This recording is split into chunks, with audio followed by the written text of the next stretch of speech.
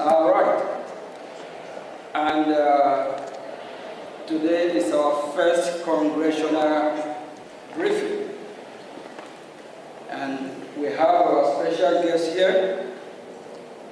We Biafrans are familiar with who he is. He's someone who advocates for freedom, human rights, and also religious rights. We have our special guest, Marco Ruby. And Ruby is Senior Fellow, American Enterprise Institute. Thank you, Marco.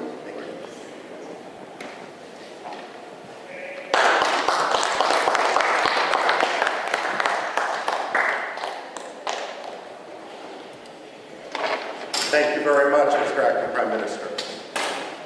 I don't need, first of all, it's good to see Biafra represented so well in Washington, D.C. Unlike in Nigeria, and unlike in Finland, we're not going to arrest dissidents.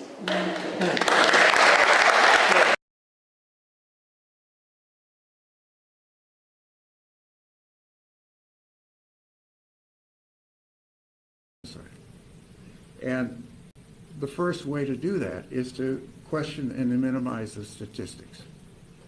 You will hear often, and this is what the Nigeria's foreign minister says, that there are no more Christians than Muslims that have been killed by terrorists. It's a lie. The truth is that over 60,000 Christians have been murdered by Boko Haram and Fulani jihadists since 2009.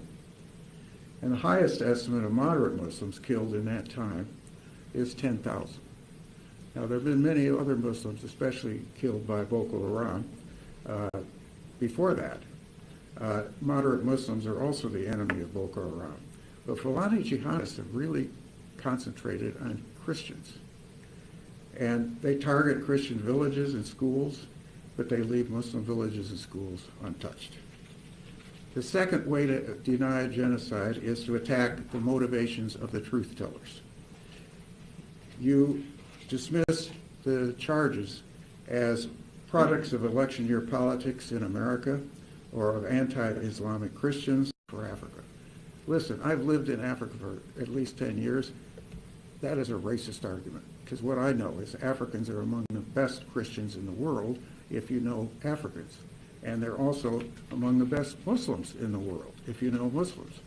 And I have lived in both Muslim and Christian countries. Fifth, you rationalize the deaths as a result of Nigerian history.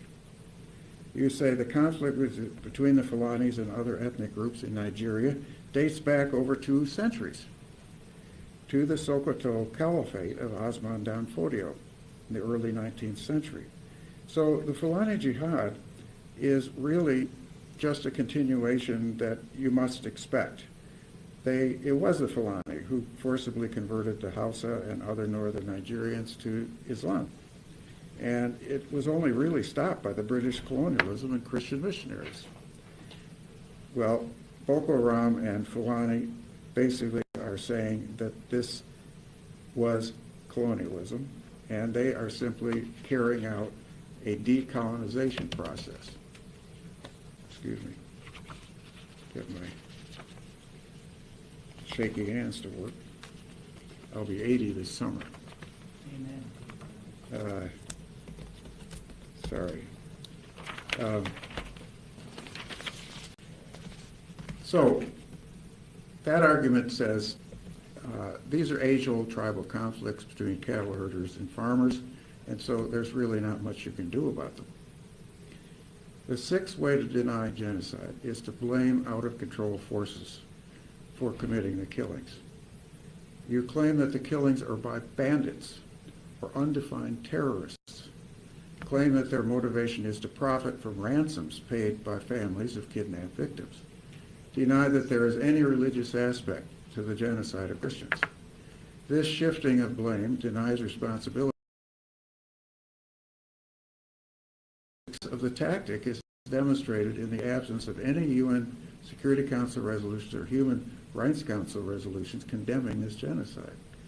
The Nigerian government blames the killings on bandits and terrorists. doesn't ever define religion or any of the other characteristics that show this is in fact a genocide. And UN and academic spokespeople blame these killings on bandits and terrorists, and even demand that the Nigerian government disarm the terrorists and bring their leaders to justice, when in fact the Fulani jihadists obtain their weapons from corrupt Nigerian generals. Not one major Fulani or Boko Haram leader has been arrested or tried.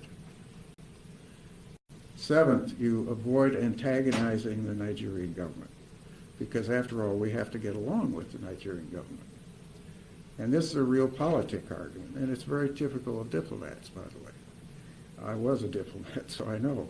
You don't want to make an enemy of governments that you really depend on working with. So don't upset this new president, President Tinubu, and we want to get along with him. Meanwhile, the displacement of Christians from central and northern Nigeria proceeds. Genocidal massacres, kidnapping from schools, and rapes continue weekly. And this argument, which diplomats love, ignores the fact that genocidists are serial killers. Policies toward them based on fear lead only to appeasement and further genocide. The eighth way to deny a genocide is to deny it in favor of current economic interests. We depend on Nigeria for oil, and Europe depends even more on Nigeria for oil. So the oil companies certainly oppose an arms embargo on Nigerian government, and Nigeria is a source of oil for both American and European countries. So here we are, a major supplier of arms to the Nigerian government. The UK also is a supplier of arms, and it is also one of the key owners of parts of the Nigerian oil fields. Then the ninth version, by the way, these 12 tactics of genocide you can see on our website, because they apply to every genocide I've ever seen. Sudan and Darfur and so forth. It's been used by other countries as well. The ninth tactic is to claim that the victims are really receiving good treatment, that they also are, being cared for in Nigerian IDP camps and so forth. Well, unfortunately, that is not true, because unfortunately, these IDP camps are very unsafe. The 10th way, and I'm a lawyer, so this is the one that really hits me, is to deny that what's going on fits the definition of genocide. This is what I call definitionalism. It's very common among lawyers and policymakers and journalists. They want to avoid any implication that this genocide is happening, because, after all, is it really a genocide? Amnesty International won't call it that, and nor will the UN Secretary General or the European Union. So here are some of the problems with it. First of all, there's a common misconception that a finding of genocide would legally require action to suppress it. Unfortunately, the Genocide Convention doesn't demand that. It was what kept us from realizing it was a genocide for 3 months during the beginning of the Rwandan genocide. I was in the State Department then, and denial was just rampant. They refused to call it a genocide for over 3 months. That's well known now. That's part of it. They thought they'd have to act if they had called it that. But there's no legal compulsion to act. Secondly, in the denial, you have this misconception that genocide always means all or none. In other words, that only genocides of the whole, where you're trying to kill everybody in a group, qualify as genocides. But that is not true. The Genocide Convention itself says the genocide is the intentional destruction in whole or in part of a national, ethnic, racial, or religious group as such. In other words, in part is enough for it to be a genocide, and that's what's happening in Nigeria. And in fact, one of the types of genocide is what we call genocide by attrition.